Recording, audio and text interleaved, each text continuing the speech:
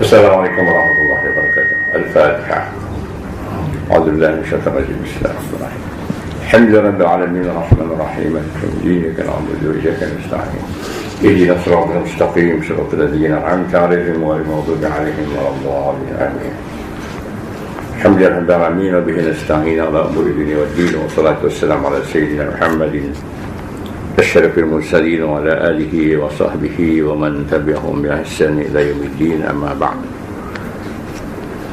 Alhamdulillah, syukur kita bersama-sama kerana bertambah umur kita dengan masuk tahun baru. Walaupun bukan tahun baru kita lah, tapi tahun baru yang untuk kira umur kita kan. Sebab itu saya sebut tahun umur. Tapi bukan tahun baru kita umat Islam. Sebab tahun baru yang kita pakai untuk kira umur kita tahun orang-orang Kristian. Hari ini orang Melayu, nasionalis Selangor sangat marah pada orang Kristian. Artinya mereka patutnya kena cadangkan dan gesa kerajaan supaya kita jangan pakai tahun orang Kristian lagi. Betul tak? Ya, bunyi marah sikit-sikit orang Kristian sampai demo, nak buat demo depan gereja. Tapi tak ada siapa pun yang pernah ambil peduli. Tak usah tahun lah, hari Ahad, hari Kristian, kita ambil cuti hari Ahad. Kita ni suka tak suka, pasal itu pemerintah. Kalau kita tunjuk sangat tak suka pemerintah pula, dah jadi burah pula. Jadi sampai tajuk burah kan. Jadi sebab sahabat-sahabat minta cakap pasal burah. Apa dia burah tu? Benda burah. Burah ni timbul sekali-sekali. Isu burah ni timbul setelah peristiwa Memali, mana dalam negara kita lah. Sejak kita merdeka, peristiwa tragedi Memali, iaitu apabila Ustaz Ibrahim Mahmud, yang lebih juga dikenal dengan Ibrahim Libya, mati syahid bersama berapa belas orang, lupa belas orang pengikut beliau. Maka keluarlah fatwa bagi negeri Kedah lah, sebab beliau negeri Kedah. Majlis Fatwa Negeri Kedah memfatwakan, iaitu Allahyarham Ustaz Ibrahim Libya ni, Ustaz Ibrahim Mahmud, tidak mati syahid kerana dia dan kumpulannya adalah dianggap sebagai, dia tak sampai burah, sebagai syibhu burah. Itu istilahnya. Syibhu itu makna seakan-akan. Syibhu burah, seakan-akan burah, tapi dia tak kata burah. Kemudian apabila perkara ini dibawa ke pusat, peringkat pusat, yang ini dibawa ke Majlis Fatwa Kebangsaan, maka Majlis Fatwa Kebangsaan lah yang membuat keputusan pula sebagai burah Allahyarham ni dan pengikutnya yang mati terbunuh oleh serangan polis atau pasukan keselamatan. Mereka adalah sebagai kumpulan burah. Jadi itu adalah istilah burah yang di negara kita ni. Kemudian sejak itu orang yang tak pernah dengar pun dengar lah. Mula yang tak tahu apa burah ingat apa bongkah ke burah. Burah ni pada kata Arab barin, bara yabgha, datang barin bila banyak burah. Itu istilahnya. Istilah ini ada dalam Quran, diambil daripada Quran, tapi ianya kemudian menjadi istilah dalam hukum hakam Islam, dalam ilmu fiqh. Jadi kita mengaji ilmu fiqh, kita mengaji selalu bermula dari bab suci, sembahyang, puasa, zakat, lah kan. Secara rasminya lah. Macam kita mengaji di sekolah dulu ialah bab semayang, bab bersuci, bab semayang. Puasa pun ada sikit-sikit, haji ada sikit, tapi bila nak ke Mekah baru masuk kursus haji. Zaman dulu pun dalam kurikulum pendidikan Islam, atau dulu dipanggil pengetahuan agama Islam, termasuk juga bab nikah. Dulu bab nikah, bila masuk tingkatan 4 buku fiqh terkandung dalamnya bab nikah. Tapi kemudian bab itu dibuang, jadi tak ada lagi. Sekarang siapa nak menikah kena masuk kursus baca bab nikah. Ini pasal saya jadi guru, saya tahu lah. Bukan saya mengajar, saya menulis buku pun. Dan masa mengajar tu, kalau cerita bab nikah ni, budak-budak tak ngantuk lah, seronok budak nikah. Tapi kalau bab tauhid, bab kan, mulalah dia tu cerita. Baik, tanpa takat tu ialah. Tapi kita mengaji atas sikit, lama-lama kita jumpa bab burah. Kerana bab burah ni dihubung kaitkan dengan soal makna pemerintahan, soal kepimpinan negara. Pecahan-pecahan dia termasuklah orang yang kumpulan yang menentang pemerintah dengan menggunakan senjata. Bukan takat itu saja. Kalau dia guna senjata pun, umpamanya kalau dia cuma 5-6 orang saja, senjatanya bom suji 2 saja, itu baru kesalahan jenayah individu saja. Tapi kumpulan ini mempunyai keupayaan, kekuatan menggugat pemerintah. Dalam istilah fiqahnya demikian, mempunyai syaukah. Syaukah itu mana dia ada kekuatan lah, menggugat, tapi dengan senjata. Maka itu dipanggil burah. Bila dia burah ni dalam Islam menentang pemerintah Islam lah maknanya. Sebelum, maka pihak pemerintah pula kena dengar apa sebab mereka ni menentang. Ni kita baca sikit dengan dalam kitab fiqh itulah.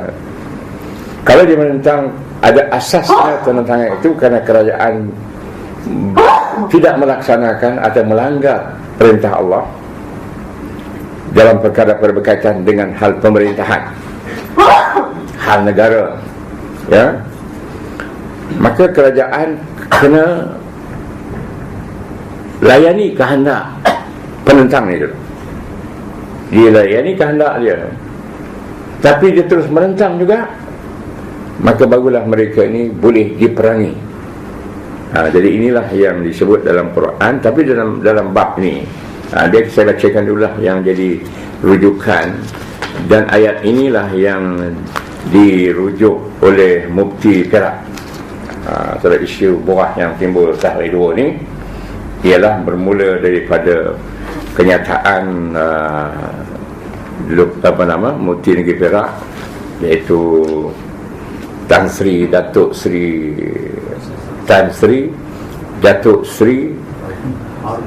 Sri Al-Zilani pula.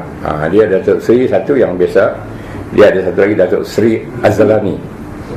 Datuk Sri Al-Zilani hanya beberapa orang saya dapat dari Sultan Azlan. Sempena 25 tahun di Sultan Azlan jadi Raja Negeri Perak, maka dia mengeluarkan pula, ataupun dengan sebab itu maka dianugerahkan rakyat dengan bintang kehormatan namanya Datuk Seri Azlani. Tak salah saya tak sampai 10 kot. Dan inilah yang dianugerahkan salah satunya kepada Kharusani dia sekalian, Mufti Perak. Jadi dia memang anugerahnya hebat lah. Tan Sri, Datuk Sri yang biasa ni bermula Datuk lah, Tan Sri, Datuk, lepas tu Datuk Sri Azlani pula. Kharusani Haji Zakaria. Ya. Jadi dia mengeluarkan kenyataan seperti yang disiarkan dalam akhbar berita harian. Saya tak baca lah, tapi saya ambil dia punya apa kenyataan tu bila disiarkan dalam beberapa portal seperti Malaysia Kini, Malaysia Insider, Harakah Daily, dari situ. Tapi saya percaya apa yang tersiar tu itu benar daripada kenyataan dia, sebab dia tidak menafikan. Dan akhirnya semalam dia membuat kenyataan, mempertahankan lagi kenyataan dia itu setelah mendapat kritikan daripada berbagai-bagai pihak. Dan antara orang yang pertama memberikan komen mengkritik pendapat dia ialah bekas Mufti Negeri Perlis, Datuk Dr. Muhammad Asri Zainal Abidin. Dalam komen dia tu ada perkataan, dia kata berapa harga fatwa Mufti Al-Salam. Fatwa tu quoted lah, pasal sebenarnya yang dikeluarkan tu, yang dia disebut oleh Mufti Perak tu bukan fatwa. Pertama, dia bukan fatwa lah, dia hanya merupakan pandangan atau pendapat atau kenyataan yang diberi itu hanya sebagai pandangan pendapat dia. Kerana fatwa ni pula, kita perlu cerita sikit fatwa ni. Fatwa maknanya dalam peraturan pentadbiran agama negara kita ni lah, ialah negeri-negeri di Malaysia ni yang ada raja, maka raja menjadi ketua agama Islam. Untuk menasihati raja dalam perkara agama ni, maka diwujudkan jawatan mufti. Mufti ni untuk negeri lah, negeri berkenaan ya. Jadi mufti itu mana orang yang memberi tugas satu menasihati raja dalam perkara agama. Mufti ni pula dia boleh mengeluarkan hukum-hukum tertentu yang dinamakan fatwa. Hukum yang tak ada di dalam Quran, tak ada dalam hadis, atau sebelumnya tak ada dibuat oleh ulama-ulama dulu sebagai ijma'. Kalau dah ada, dia ambil hak tu je lah. Jadi bila dia kata dengan fatwa ni, dalam Quran tak ada hukum dia, halal ke haram ke benda tu. Dalam hadis pun tak ada. Yang paling simple saya contohkan inilah. Umpamanya ni bab makan, bab hukum makan kan. Benda ni halal ke haram ke benda ni? Ketam yang besar, isi banyak tu. Ketam apa, ketam minyak ke apa nama-nama bagai-bagai lah, yang diikat dia punya tangan tu kan, so dia berikat. Pasal kalau tak ikat, habislah dia kuat.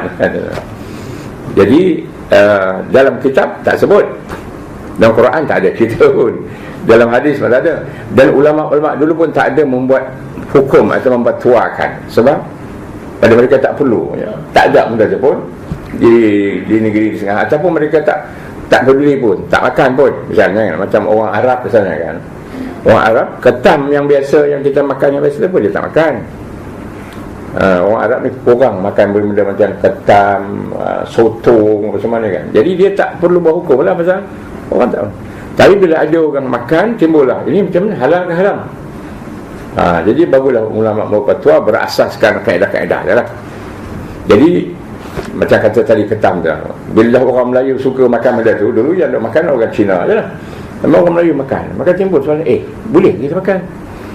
Maka pada kira-kira dalam masa tu saya di JAKIM, di Pusat Islam zaman sekarang panggil JAKIM, maka menjadi fatwa, buatlah fatwa. Jadi nak memfatwakan ni, dia kena panggil pakar hal binatang laut, binatang darat lah. Kerana kaedah dalam Islam, binatang hidupan yang hidup di dua alam, dalam air pun hidup, dalam atau darat pun hidup, maka salah satu cirinya menunjukkan ia haiwan yang tak boleh dimakan secara umum lah ya. Jadi ketam ni haiwan dua alam kan. Ketam yang besar tu itu, sebab kita tangkap ketam tu tak boleh dalam air pun, letak dalam sangkar umpamanya 3 hari, 4 hari, 5 hari dia hidup. Jadi maka ada nama kata dia tak boleh dalam air boleh hidup atau darat boleh hidup. Jadi dipanggillah pakar. Pakarnya orang yang ahli dalam bidang perikanan ni lah. Jadi bila bagi dalam mesyuarat tu, mesti dengar lah. Pakarnya beritahu, tidak, binatang ni, tak apa nama sainsnya saya tak ingat lah, ini binatang air, walaupun dia boleh hidup dekat darat kerana sebab-sebab ini, tapi diklasifikasikan dalam sainsnya berdasarkan tabiat hidupnya, cirinya dia bukan binatang darat, dia hanya hidup dalam air. Jadi kalau gitu ada hadis Nabi pula, hidupan laut atau air itu. Yang pertama Nabi kata dalam hadis Nabi itu, laut tu airnya bersih dan bangkainya boleh dimakan. Bangkai itu maknanya tak boleh sembelih kan. Jadi apa juga hayawan laut boleh makan. Jadi ketam tadi kalau dia makan darat boleh makan lah, walaupun dia boleh darat. Cuma berbeza pula ulama, kalau hayawan laut tu ada yang serupa bentuk rupanya dengan darat, macam kerbau laut misalnya, atau bukan kerbau, apa tu, anjing laut misalnya, sama mana. Dan itu contohnya lah. Jadi maksud saya kalau nak buat fatwa, bukan boleh ketua keluar itu aja, kena mengetahui pula benda ni supaya dia berasaskan maklumat fakta yang betul mengenai benda ni, dikaitkan dengan prinsip hukum tadi, baru boleh kata ini halal, ini haram. Macam tu juga berkaitan dengan demonstrasi tadi tu. Kena tahu demonstrasi ni adakah menyamai ciri-ciri sifat penting yang dimakan dalam Quran buah. Jadi apa yang dikatakan buah, ini kita ambil, kita balik buah tadi. Ada disebut dalam Quran dalam surah Al-Hujurat. Kecil sangat pula saya nampak ni. Surah Al-Hujurat, surah Al-Hujurat, surah ke-49. Surah 49. Bukan surah berapa ya? Surah 49, 515. Jadi apa yang dalam kitab fiqh, kitab ilmu hukum Islam, dia mesti ada sumber, sama dalam Quran atau dalam hadis syarif. Jadi perkara berkaitan dengan misalnya salat lah, ada ayatnya dalam Quran dan ada pula dalam hadis, atau kalau tak ada dalam Quran ada dalam hadis, tapi salatnya pasal perkara besar, dalam Quran banyak, hadis banyak.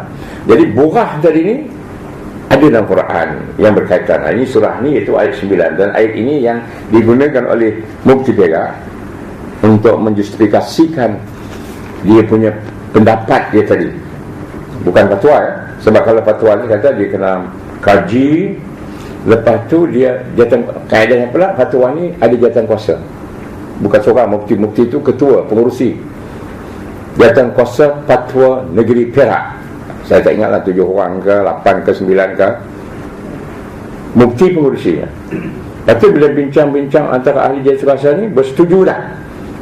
Bila setuju, memutuskan benda-benda macam ni kerana ia berasaskan prinsip-prinsip seperti ada dalam Quran mengenai buah ni, atau ada dalam hadis, maka benda ni adalah boleh dikategorikan sebagai perbuatan buah misalkan. Dia kena putus itu. Bila dah bersetuju, maka dia akan kemukakan pula, ini dari segi pentadbirannya lah.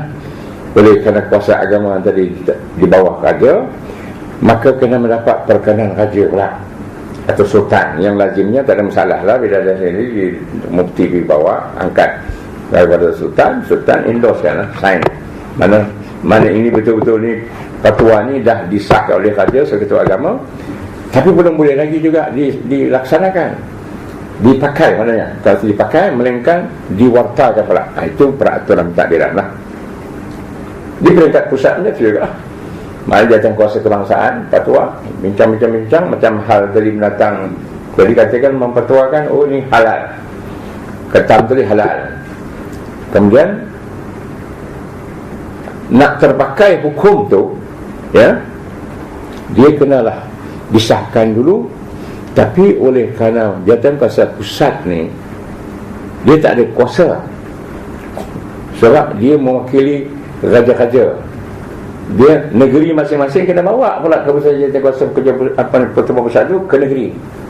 Lepas tu disahkan oleh jawatan kuasa pertubuhan negeri, baru dirapat kepada sultan. Cuma dalam kes wilayah persekutuan, maka keputusan jawatan kuasa fatwa tu, pasal dia di bawah persekutuan, dan Jawi ni dalam kerajaan persekutuan, dia letak kepada persekutuan, dan Raja Agung, maka dia terus saja angkat kepada Agung. Jadi barulah jadi fatwa. Ini kita cakap bab fatwa.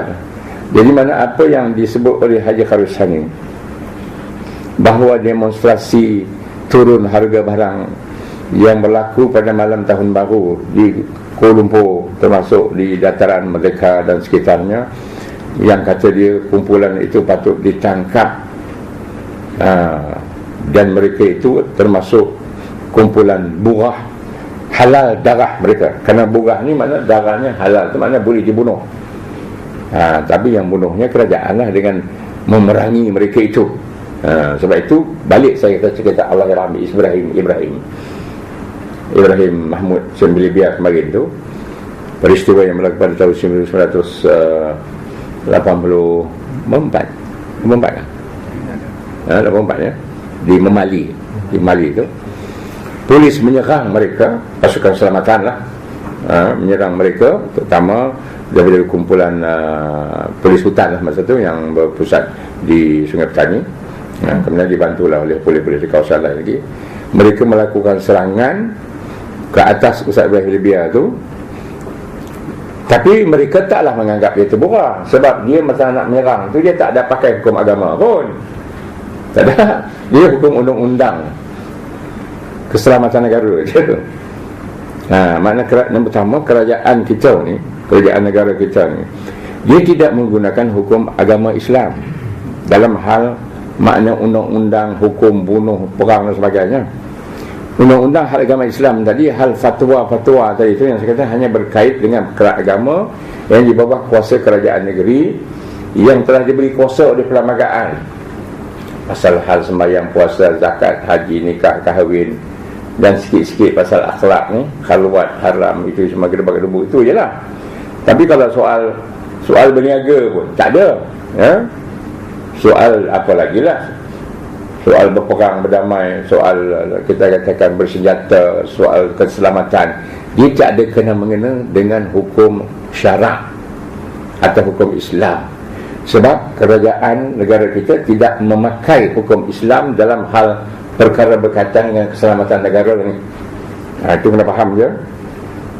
Jadi mana masa dia nak menyerang kumpulan Ustaz Ibrahim Libya tu, dia tak ada pun minta fatwa daripada kerajaan negeri Kedah ke, ataupun Bukit Aman minta putusan daripada Jawatankuasa Pusat, Mufti, tak ada.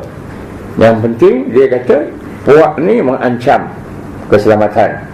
Ketika itulah kononnya.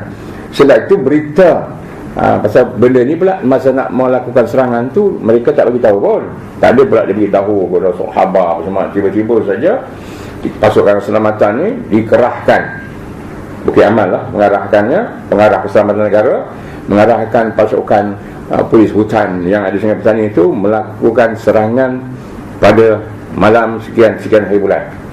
Dan mereka tu pun tak tahu, kerana mereka diarah oleh ketua dia, kita nak menjalang satu pusat pengganas dekat sini ni. Bila sampai dekat situ, ini sekolah Ustaz Ibrahim.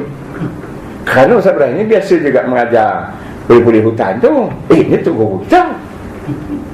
Terkejutlah mereka itu, sebab ada sebahagian anggota pasukan keselamatan tu yang pusing patah balik. Itu yang kena tembak mati tu, ditembak oleh orang mereka sendiri. Tapi mereka tuduh Ustaz Ibrahim dia menembak, tapi Ustaz Ibrahim tak ada senjata api pun.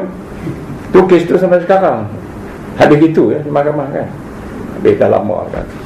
Jadi poin yang saya nak kata tadi, kes yang timbul kata burah tadi pun sebenarnya pihak kerajaan tidak pernah mengambil kira ini hukum syarak kata burah ke tak burah ke, nothing doing lah. Tetapi yang nak menjatuhkan, bila dah jadi macam ni, barulah pemerintah ni, bukan pemerintah pun, ahli politik nak minta hukum agama. Yang diperlitnya di Kedah tu, kes Ustaz Ibrahim tu, Allahyarham tu, memang kerajaan negeri Kedah minta supaya fatwa dibuat ke atas mereka yang terbunuh ni. Kehendak mereka supaya dipatwakan mereka tadi tak mati syahid lah. Kerana kesnya bila terbunuh saja Ustaz Ibrahim ni, pagi esok ulama-ulama di Kedah tu, ulama di Kedah tu sebenarnya ulama parti lah, ulama PAT, yang juga sebahagian ulama itu duduk dalam majlis fatwa negeri Kedah. Mereka terus bermesyuarat, ni macam mana ni nak ke bumi ni? Kalau syahid, mereka tak payah lagi nak dimandi dan dikafankan, disemayangkan, terus ke bumi saja. Kalau tak syahid, nak kena dimandi, dikafan saja. Jadi mereka yang terbunuh ni, maknanya ulama-ulama mengatakan mereka ni syahid. pasal mereka ni menentang pihak pemerintah yang ingkar tidak mahu melaksanakan tuntutan kumpulan ni dalam perkara yang berkaitan dengan agama ni. Dan Ustaz Ibrahim dia dah mengemukakan pandangan gini-gini semualah. Jadi ulama menghukum Masihi. Akibatnya maka kerajaan negeri Kedah diketuai oleh Menteri Besarnya minta fatwa. Itu ceritanya. Fatwa negeri Kedah ni diketuai pengurusi Besar itu ialah Datuk Syekh Abdul Najib Muhammad Noor, Syekh Islam negeri Kedah yang sekaligus jadi pengurusi Jabatan Fatwa dan juga sebagai mufti lah kalau istilahnya. Maka esok harinya beliau datang ke Kuala Lumpur, ke bangunan Pusat Islam di depan Masjid Negara tu.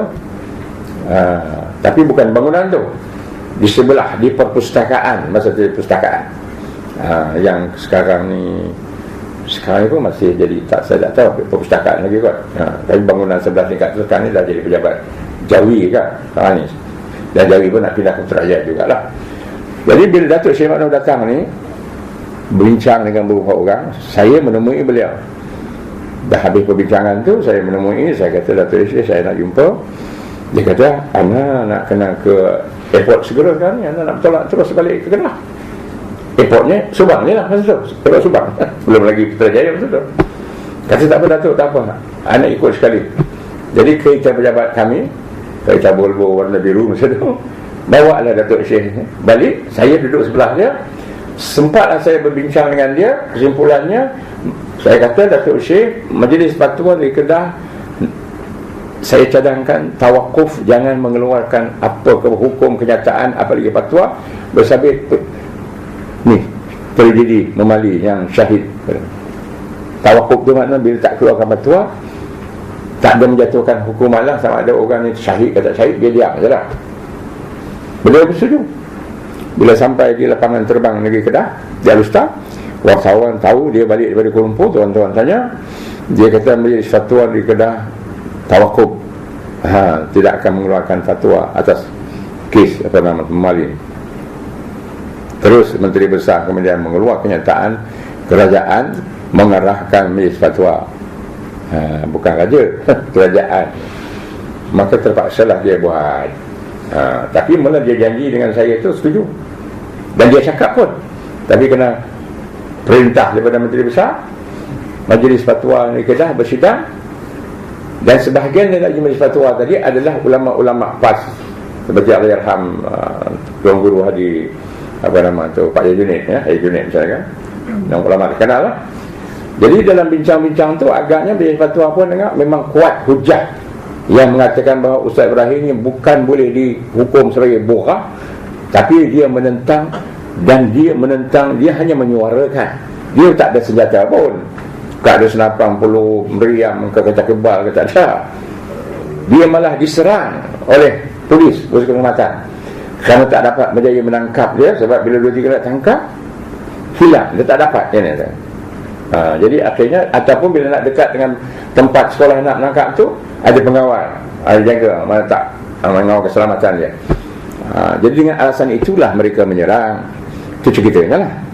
Jadi akhirnya Majlis Fatwa tidak berani memutuskan mereka burah, hanya memutuskan yang mati ini sebagai syibhu burah, seakan-akan burah. Ini seakan-akan penderhaka, bukan derhaka betul, seakan-akan, macam dekat-dekat mereka. Jadi ini tak ada dalam istilah hukum burah atau tidak, itu je lah. Macam kita bawa ke mahkamah, tuduh orang ni dia salah membunuh ataupun tak salah. Tapi dalam kes bunuh ni ada 3 hukum. Dia boleh dijatuhkan hukum sebagai membunuh dengan sengaja, membunuh dengan tak sengaja, membunuh seakan-akan sengaja. Itu ada syibhul qatli. Dalam hukum kes bunuh dia ada 3. Bunuh dengan sengaja, jawabnya kena bunuh balik lah. Bunuh secara tersilap, tak boleh dibalas balik bunuh tu, dia akan kena penjara atau sebagainya lah, bayar dia. Tapi seakan-akan membunuh, ada syibhul qatli. Tapi dalam kes burah, dia satu je, burah, tak ada seakan-akan burah. Atau buah secara tersilap, tak ada. Jadi makna hukum fatwa negeri Kedah tu tak betul lah, tak ada dalam istilah hukum. Maka disedarilah oleh pihak orang kerajaan ni, parti memerintah di Kedah, ini apa si buah ni tak boleh pakai, tak ada dalam kitab. Maka ditolak ke pusat. Di pusat tu Jawatankuasa Fatwa ni semua mufti, termasuklah Haji Karusan. Sebab Haji Karusan ni mufti yang paling lama berkhidmat antara mufti yang ada di Malaysia ni, sebab beliau berkhidmat tidak kurang dah sehingga hari 30 tahun. 30 tahun dia berkhidmat sebagai mufti Perak sebelum Sultan Azlan makna ditabar jadi raja. Sedang Sultan Azlan pun dah 25 tahun jadi raja pada 2009 kemarin. 2010, 11, 12, 13. Jadi dah 29 tahun masuk 30. Dia sebelum Sultan Azlan jadi raja, dia dah jadi mufti. Masa Raja Sultan Idris lagi. Mana paling lama lah jadi mufti. Sama ada kalau dah terlampau lama betul-betul jadi pun jadi celaru ke ataupun kepala tak apa betul-betul lagi, wallahualam. Jadi balik cerita yang tadi ni, dia pun duduk dalam majlis fatwa. Saya pun duduk sama majlis fatwa kebangsaan tu. Untuk tadilah nak macam mana ni nak buat fatwa Kedah ni Syekh Bubuka nampak tak boleh nak dipertahankan. Jadi bersidanglah. Sebelum bersidang tu Bukit Aman memberi taklimat peristiwa tu dan menunjuk video. Masa tu tak lagi internet ni, video polis ni tunjuk mufti-mufti semua dengar. Majlis fatwa ni selain pada mufti 14 orang, 5 orang pula yang dilantik jadi mufti. Dilantik dengan perkenan Tuan Agong. Saya tak adalah, saya ni cuma sebagai ex officio saja kerana saya pegawai sebagai pengarah.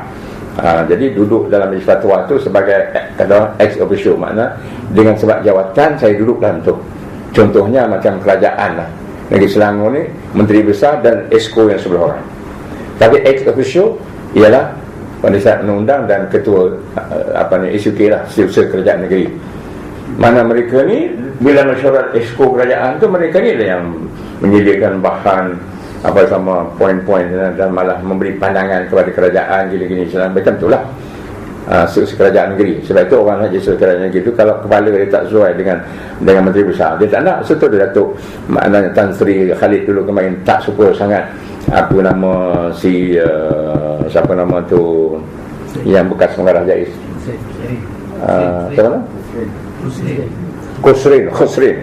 Datuk Khosrin kemarin kan mula nak diangkat jadi SUK oleh pihak pusat. Pasal itu orang PDD berkelahi lawan kan, lepas tu berlawan lagi istana lah, tapi akhirnya selesai lah. Okey, yang saya nak kaitkan tadi, saya ni ex officio lah dalam tu. Jadi saya bagilah pandangan saya. 2 hari sidangan tu, akhirnya keluarlah fatwa bahawasanya mereka yang tadi adalah burah. Ustaz Ibrahim Libya dengan yang lain-lain itu adalah burah. Tapi yang anehnya, keputusan tu Majlis Fatwa Kebangsaan menyokong fatwa kerajaan negeri Kedah yang kata Syekh Bubuka. Yang kedua, Majlis Fatwa Kebangsaan memutuskan telah menimbang gedebak semua bahawa mana Ibrahim Libya, Ustaz Ibrahim Libya dan pengikut-pengikut yang mati ini adalah tidak syahid dan mereka ini adalah burah. Itu dia punya draftnya tadi lah. Mulai draft sebelum diputuskan, saya kata macam mana tuan-tuan kata mula sokong yang Syekh Bubuka, tiba-tiba buat keputusan kata burah pula. Hak mana satu yang tuin nak pakai? Kalau dah sokong Syekh Bubuka, Syekh Bubuka tu je lah, pula datang burah pula. Yang Syekh Bubuka tu saya kata mana ada kitab fiqh. Itu satu. Yang keduanya, tuan-tuan kata dia ni burah, tapi tuan-tuan kata jangan bubuh nama dia ni Allah Yarham Ibrahim. Ustaz Rahim kata Ibrahim Mahmud ke Allah Yarham si penulis yang mati-mati bersama tu, tak boleh bubuh Allah Yarham, sebut nama dia saja. Sama ada nak sebut Ibrahim Libya ke Ibrahim Mahmud, itu satu hal. Saya pun bagi pandangan saya juga. Saya kata orang yang dah mati ni kita kena doakan dia, ya, sebab dia mati dalam Islam, bukan dia mati kafir. Kalau dia tak syahid pun Islam juga. Tambah tuan-tuan kata tak syahid, kan wajib disemayangkan. Bila wajib disemayangkan, salah satu rukun salat jenazah membaca doa kepada si mati. Allahumma ighfir lahu warhamhu, ya Allah ampunilah dia dan beri rahmatlah ke atasnya. Paling kurang baca tu. Betul tak? Tiba-tiba tuan-tuan kata nak sebut nama dia, jangan buat al-raham, jangan bubuh al-raham, jangan bubuh al-marhum dan semuanya. Itu doa, betul kan? Sedangkan tuan-tuan kata wajib disemayangkan. Ini macam mana cerita ni? Saya kata dah masing-masing dah. Oh, berbeza sang kata kantor lah dia mesti ni. Tak jawab lah. Lama bisik-bisik setiap usaha tu dengan pengurusi. Ni Ustaz mak orang ni dia bukan ahli. Macam mana dia hadir? Pula yang aku selama-lama ni hadir mesyuarat mufti duk bentang segala macam ni. Jadi kita minta dia keluar lah, meninggalkan mesyuarat ni. Tu ceritanya. Mufti pun dah mati, pengurusi tu pun dah mati dah. Dan Tuan ampuni lah. Setiap usaha dia pun dah mati. Pengurusi ni tu Tan Sri Amdali Al-Hasan. Setiap usaha dia tu ialah masa mati Tan Sri Datuk Paduka Abdul Hamid Osman, kawan saya lah. Keluarlah saya kena halau. Tapi sebelum saya keluar tu, saya beri amaran. Saya kata perempuan-perempuan mengeluarkan fatwa yang macam fatwa yang seperti ini bertanggungjawab di hadapan Allah Rabbul Jalal, insya-Allah. Putihlah, buat tak syahid, wajib disembahyangkan, kena gali balik keluar dari kubur. Mana kerajaan ni Kedah atas perintah mufti fatwa tadi tu, yang mufti Kedah terima fatwa tu.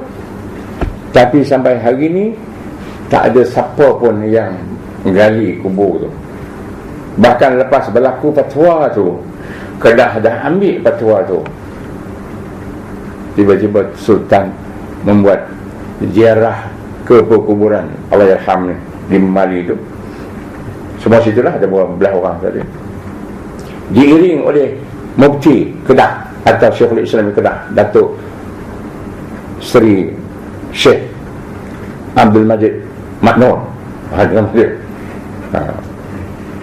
Sultan nak melawat kubur tu.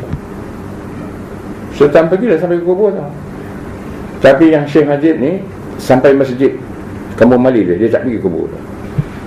Patutnya kalau dah patut bersama dengan tuanku Sultan ni, ini tuanku dah kita ada fatwa ni, wajiblah mana mohon perkenan tuanku lah untuk kita laksanakan ni, untuk gali semua ni, nak semayangkan balik, nak mandikan balik, mandikan, kapankan, semayangkan. Sebab orang ni tak dikapan, sebab orang mati syahid dunia dan akhirat ya.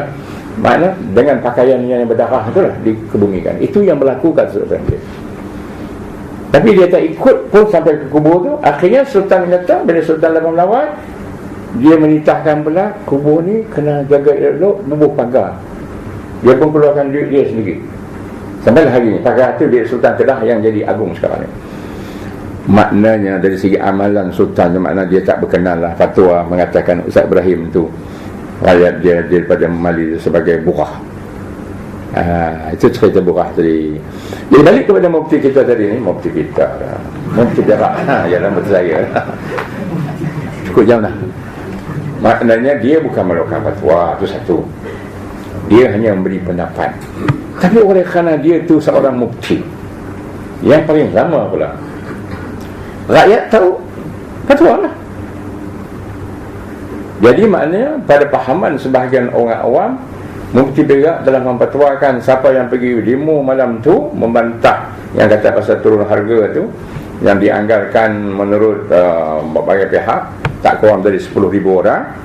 Cuma media mereka ngatakan 4,000 je lah. Bernama kata 4,000 orang, bernama kata 4,000 orang. Tapi orang yang nak nyambut tahun baru di Dataran Merdeka tu, yang datang untuk bersukaria tahun baru di mereka tu, mereka kata berapa lah? Tu dia kata 15,000. 15,000 ke 20,000 lah. Padahalnya yang bersukaria di dataran mereka depan pentas tu, yang setengah jam sebelum tu pentas tu sekejap padam tu kan, Allah tu orang kali 2,000 lebih kurang, tak sampai kot, mungkin 1,000 lebih je. Itu tak kira lah, itu berita dia salahkan, dia orang nak putarkan. Jadi kononnya mufti ni kata mereka yang demo tadi itu, terhaga tu, mereka ni lah adalah yang dia dalam kenyataan akhbar tu kan, orang ni patut semua ditangkap, dan mereka ni adalah kumpulan buah yang darahnya adalah halal. Halal itu maknanya boleh dihukum bunuh atau diperangi oleh kerajaan. Jadi apabila orang komen macam-macam hentam dia, semalam dia buat kenyataan bertulis keluar dalam sinar, ya. Saya tak baca soal-soalan semua, tapi diambil oleh portal Malaysia Kini, Malaysia Insider, dia pertahankan. Dia bawa ayat ni lah, kita baca ini. Dia kata, dia bukan cakap sebarang cakap, dia ambil daripada Quran, surah Al-Hujurat ayat 9. Saya bacakan. A'udzubillahi minasyaitonir rajim. Wa in ta'ifatani minal mu'minina iqtatalu fa aslihu bainahuma fa in baghat ihdahuma 'ala al-ukhra faqatilul lati tabghi hatta tafi'a ila amrillah fa in fa'at fa aslihu bainahuma bil 'adli wa aqsitu innallaha yuhibbul muqsitin. Maksudnya, dan jika dua golongan dari orang beriman iqtatalu, berperang, kumpulan A dan kumpulan B perang, sesama orang mukmin, orang Islam lah maknanya. Apa lepas tu? Fa'aslihu bainahuma, maka hendaklah kamu mendamaikan antara kedua kumpulan yang berperang itu. Kamu ni maknanya pemerintah lah, sebab bukan individu. Perintah hukum buat perang damai ni pemerintah lah, mendamaikan, ya. Kemudian fa'in barat, itu datang barat tadi. Jika sekiranya melakukan keinayaan oleh salah satu kumpulan itu terhadap yang lain, kumpulan A menzalimi kumpulan B, ya, maka hendaklah kamu perangi kumpulan yang melakukan kezaliman itu, yang melakukan burah tadi, sampai dia balik mahu balik pada hukum perintah Allah. Jika dah balik dia kepada perintah Allah, maka damaikanlah antara kedua-dua kumpulan tadi dengan adil, dan lakukanlah keadilan, sebab Allah hanya mengasihi orang yang berlaku adil. Mana ada dalam perkara ini berkait dengan soal demonstrasi itu nak dihukum burah. Ini perkara pertama, sesama kumpulan orang Islam dan orang Islam ini perang. Lepas tu satu kumpulan melakukan kezaliman atas yang lain. Lepas tu mereka ini yang melakukan kezaliman inilah yang diperangi tadi, sebab mereka ni yang dipanggil burah. Pasal tu Quran kata fa'im bagat. Bagat tu jika melakukan burah, kezaliman lah. Ihdahuma, salah satu kumpulan yang dua tadi tu, al-ukhra terhadap yang satu lagi, maka inilah dikatakan faqatilul lati tabghi, perangilah kumpulan yang melakukan burah tadi, yang melakukan kezaliman tadi. Maknanya yang tak nak tunduk patuh kepada perintah kebenaran tadi tu, hak itulah yang burah. Bukan kena mengenai dengan demonstrasi, bukan. Isunya berperang dua kumpulan. Yang kumpulan yang satu pula menzalimi yang satu tu. Maka yang menzalimi yang satu itulah diperangi sampai dia balik ke perintah Allah, baru didamaikan. Apa kena mengenai dengan demonstrasi? Tak ada bawa saya. Jadi ulama fiqh kata kesimpulan ciri pentingnya kumpulan burah penentang kerajaan Islam yang melaksanakan mahkamah Islam. Penentang ini bersenjata yang menggugat kedudukan kerajaan, dan kumpulan ini yang menentangnya mempunyai keupayaan, maknanya untuk menggugat tadi dah. Kalau 5-6 orang saja tak ada keupayaan apa-apa pun, kalau ada senjata, itu hanya kesalahan jenayah sahaja yang dihukum atas individu, bukan dilakukan perang atas mereka.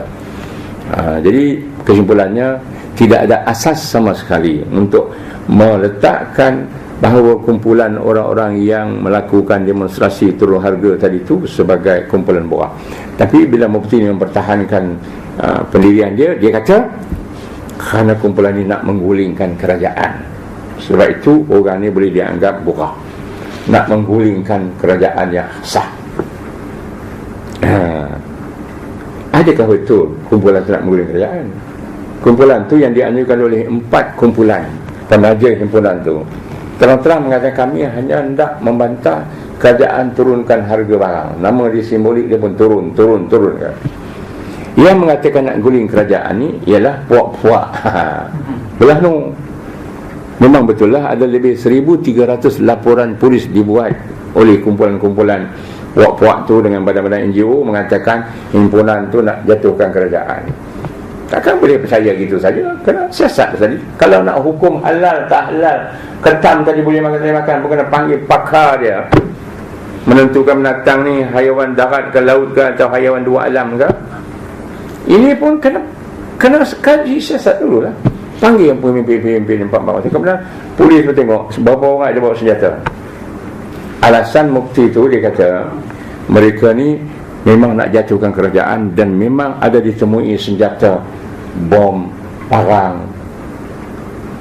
Ada tak jumpa senjata bom? Ada kat balai. Kat balai.